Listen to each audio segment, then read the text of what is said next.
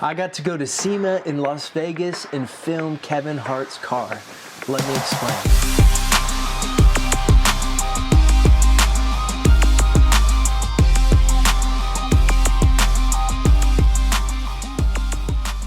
Hey guys, Brett with Win-Win Videos, and we got to go to SEMA in Las Vegas this year, and it was such a great trip. My boss goes every single year, but this was my first time going, and it was exhausting, but also so much fun. We love connecting with old clients that we've had, not old, just, you know, some of them were actually pretty young, but like clients that we've worked with and have done lots of videos in the past, but we love making new connections as well. So if I met you at SEMA this year, it was a pleasure. Anyway, we were hired, our company, to do a shoot for a great client of ours called Automotive, and they wanted us to film their booth and what was going on. And so I showed up and shot this video for them.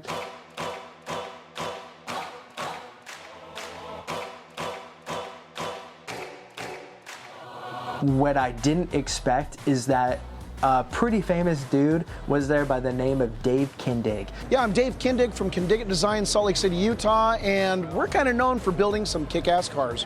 And maybe you haven't heard of Dave Kindig, but he has 10 seasons of a show called Bitchin' Rides, where he takes these old vehicles and he works with his clients and creates just beautiful looking cars. I think he had like 6 or 7 cars that were there at the show. The cool thing is that he paints all of his cars with Automotive and Sickens paint.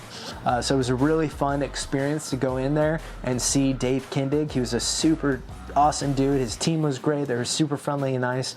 I mean, that guy just like signed autographs all day and just talked to people. I would have been exhausted, you know, doing that, but it was so cool to see how friendly he was with everyone. But I think the best part was when I walked in and they were kind of giving me a tour and showing me everything, is that they pointed to that car and he said, yeah, Dave built that car for, check this out, Kevin Hart.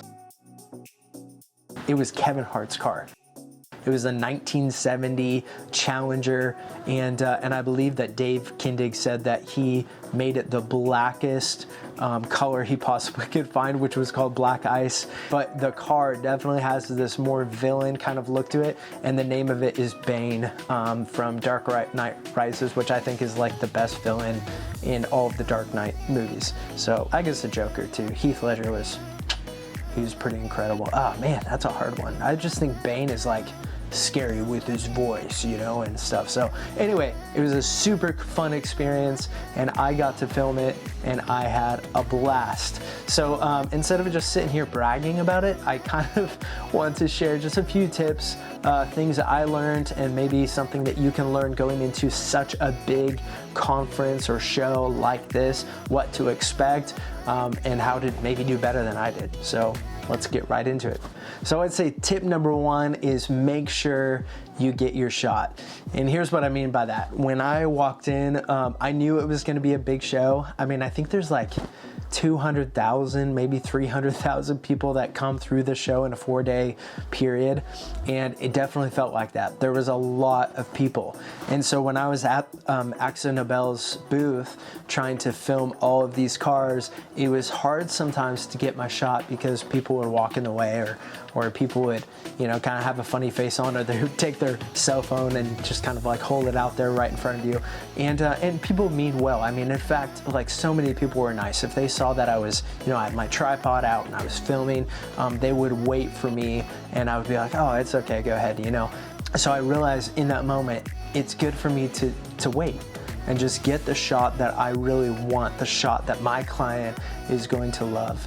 And so if you're going into an environment like that where there's hundreds of people, it's okay to wait a little bit longer to make sure you get the shots of all the vehicles, the shots of the booth, the shots of the people, whatever you need to get.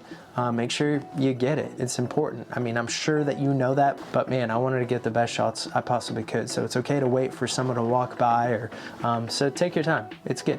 Okay, tip number 2 is, I would say, shoot slow and smooth. And of course, what I mean by that, slow motion. So 60 frames per second shooting, or maybe 120 frames per second could be even better. But even more than that, whether you're shooting on a tripod or a gimbal like I have I have the Weeble S right here, and I really love this gimbal. I mean, it's maybe not as heavy duty as some of the DJI gimbals, but I really enjoy it. I like that I can go upside down, and I'll do a review on this sometime. I got it a few years ago, so I would say it's a little bit more dated in some ways. The technology nowadays might be a lot better, but I really like the gimbal.